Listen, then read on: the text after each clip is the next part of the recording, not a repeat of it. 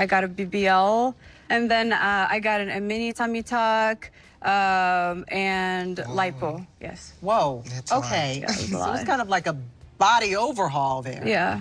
Unlike Shekinah, it's not necessarily something I'm proud of. Shots fired. Look at Shekinah's face. Did this just turn into a competition? Who's evolved the most after getting plastic surgery? She's just so thirsty for like screen time. Shekinah and Amani get into an intense argument on part 1 of the 90-Day Fiancé tell-all after Shekinah accused Amani of being calculated. Calculated is the perfect word for you. You're calculated. Plus, the connection we never saw coming. So seeing Big Ed next to my mom, some sexual tension there, my mom touching his shoulders.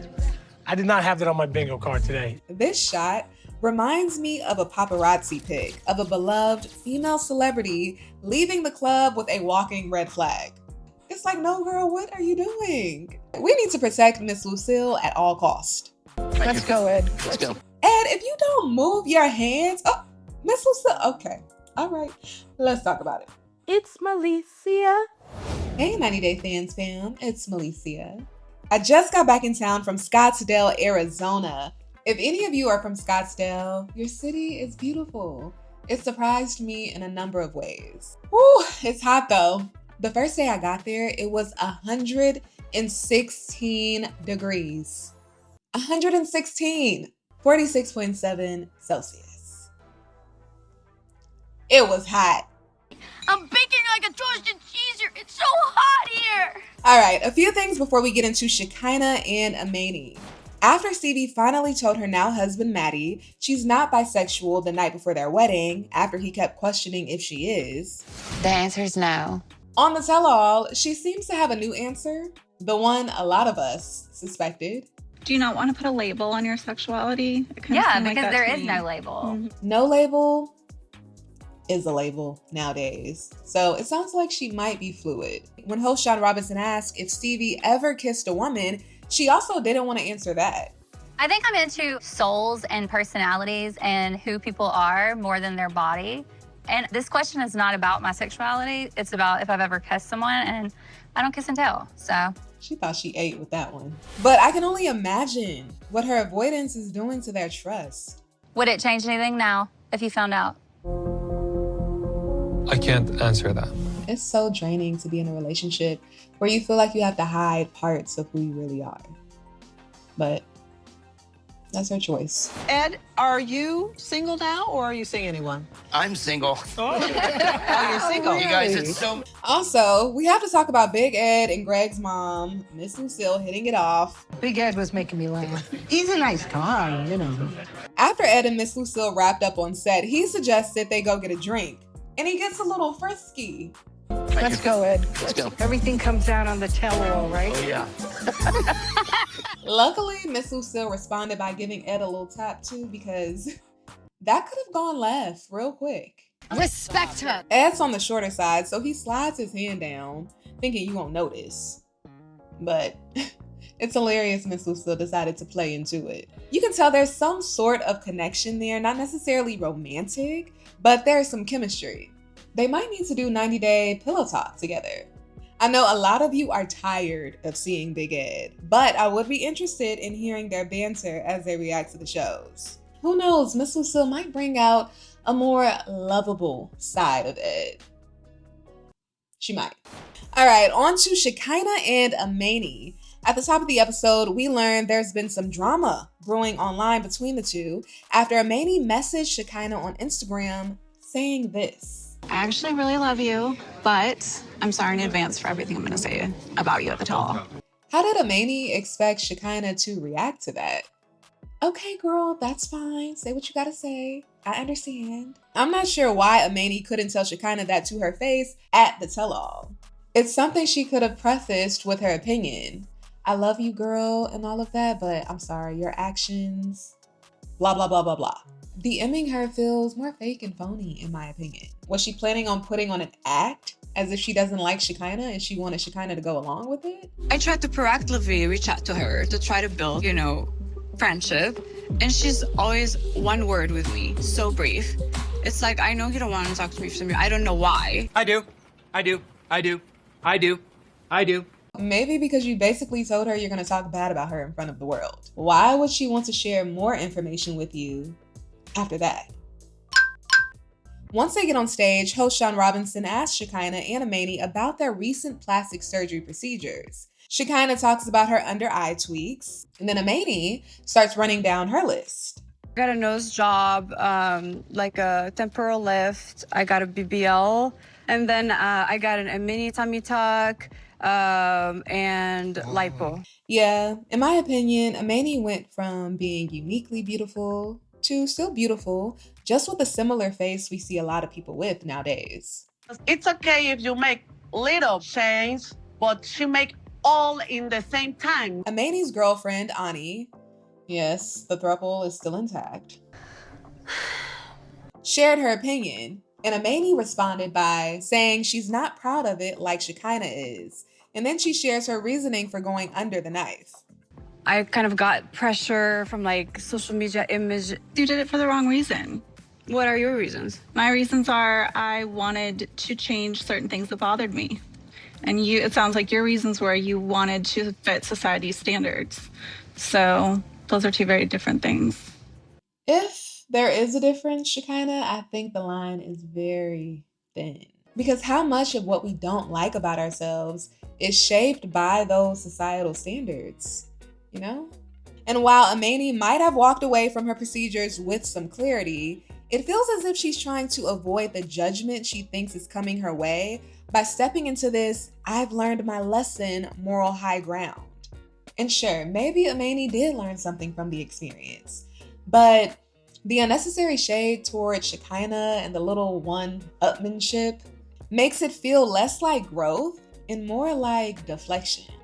You can own your story without acting like your journey is more enlightened than others, especially when you know how it is to feel uncomfortable in your own body too. After the surgery, I went through a huge identity crisis, to be honest. I feel like I don't look like me anymore. But you didn't want to look like yourself. That's why you got the surgery, right? Amani says she doesn't want to lose who she is and not look like herself. And Shekinah responds by saying, what was the point in getting surgery then? You're rude. I don't know what your problem is. Shekinah then calls Amani out for being, quote, calculated, after she reached out to her before the tell-all, apologizing in advance for the things she planned to say. For me, I don't plan what I'm going to say. I just am authentic to how I feel in the moment. And for you to premeditate, kind of like to be mean to me, was low, I think. Amani responds by saying she was just trying to be a girl's girl and give Shekinah a heads up. I tried to give her a heads up versus like coming in here and like being rude and bashing her like she is. She's just so thirsty for like screen time. Oh, look at Sarper's face. If any of them are thirsty for screen time, it should be the throuple. I know a lot of people fast forward through their portion of the show. I tried to talk to you in private about it and tell say, to her. but By the way, Sarper is pissed at Shekinah right now. So it's interesting seeing him try to put that to the side and take up for her. They both said things changed for the worst after they got married. But as we know, the tell-all was filmed months ago, and I just spoke to Shekinah and Sarper the other week and they seemed fine. So I don't think it's worth diving too deep into that. But anyway, back to the drama between Shekinah and Amani. in private about it and tell say, to her. but of course you had to come here and create drama about it. You are so calculated. Say that I'm calculated. Calculated is the perfect word for you. You're calculated? I agree. I think that's why it's been so hard for the audience to connect with the throuple. There's something in the mix that doesn't feel fully authentic. I think calculated is the perfect word to describe the energy. When I interviewed Matt and Amani months ago, Matt literally said they call Amani the Kris Jenner of the family. And if you know, you know. Kris Jenner is the queen of image control and strategic PR moves. She understands that sometimes she's too much dramatic, but I love her. I am staying with her. Fast forward, the throuple is in the hot seat, and Anie reveals why she decided to continue the relationship after their fallout during the season finale, when Anie accused Amani of withholding her rent money because she said she wants to marry Matt instead of her. Speaking of Anie wanting to marry Matt, let's get into something else that blew my mind this episode. When we got into this, I mean, it was very much a goal of mine personally to give Amani a dream that she's had since childhood. She's always wanted to live that gay lifestyle, and I wish that I could give it to her. But what's interesting is that either the three of them get intimate or Anie and Matt get intimate. They have sex without me a lot. Yeah. It's a mess. Amani and Anie have yet to sleep together solo. Yeah. And I thought he said he was doing the throuple thing for Amani. Now it makes even more sense why she got her body done. Amani claims that she loves that Matt and Anie have been spending quality time by themselves. He even goes to visit Anie in Mexico without Amani. I can't go because of my job. So you go see Anie by yourself, Matt? Girl. She is just handing her husband over. This is one of those situations where give it 3 years. I wish them the best with this complicated setup, but I'm curious to see what headlines are going to come out about them in 3 years, because this sounds like an emotional time bomb. I believe human emotions are too complicated for a dynamic like this to survive. This throuple is starting to feel like a triangle that is leaning more in one direction. We're gonna tip over. Sean asks Matt how he feels about Amani's new body, and Amani says he and Anie were talking about her weight. We were concerned about her because she was not healthy anymore. They sent me down like an intervention and they were like, well, you look too skinny. It was just like stuck in my head, like I need to change something about it. But I thought it was social media that inspired her to get the surgeries. So you had to impress Matt and Anie to do the surgeries? No, they didn't say go get a surgery, but they said like I didn't look attractive as I used to. And that never got mentioned. Anie says Amani's new look is too much for her. And Matt says he begged her not to go. They don't listen. Shakina's facial reactions were hilarious to me this episode. Amani says she really felt bad about her decision to get 5 surgeries after her daughter asked why she changed her nose. To me, plastic surgery is not a flex. You're gonna get it and then you're gonna find more flaws and then you keep getting it and getting it. And that's how you're gonna end up with 3 facelifts and 3 nose jobs or whatever. Like Shekinah. What? It seems Shekinah's very happy with her results. I mean, she's done multiple surgeries. Oh my God. Why you so obsessed with me? Boy, I wanna know. Yeah, I don't know what Amani thought this tactic of involving Shekinah in her storyline would do, but it's not helping her sound more empowered. It's doing the opposite, quite frankly. Also, come to find out, during their conversation online, Shekinah asked Amani if Anie was trans. And I'm not sure why Shekinah thought that was a good idea. You're not trustworthy. I literally asked you. My priority and my loyalty is to my girlfriend. But now, I agree with Amani on that. Why would Shekinah actually ask her that? Shekinah says she thinks trans people are beautiful and then tries to flip the script on Amani. You clearly have a problem with trans people. That's messed up. What? That's a show.